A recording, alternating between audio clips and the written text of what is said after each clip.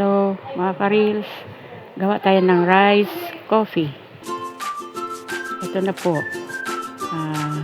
papunta na po siya sa gawin lang nating medyo maitim para talaga siya,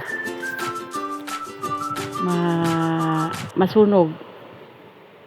Maganda po ito mga ka-reels kung may ulcer ka, may acid ka.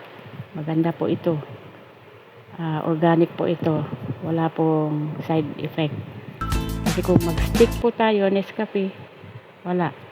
Ano po tayo? Bawal po yun sa may acid sa katawan. Tsaka yung ulcer, bawal po yun sa atin. Kaya, ito, ginawa ko po ito. Para makainom ako ng kape kasi addict din ako sa kape. Ayan po, tapos na. Tsaka ito, nilagay natin sa pitcher.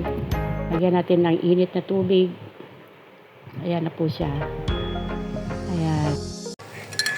Hello, ito na rin yung kape. Tapos na yung niluto ko kaninang bigas. Kape. Masarap. Masarap na masarap. Bigas na kape. Gawing kape.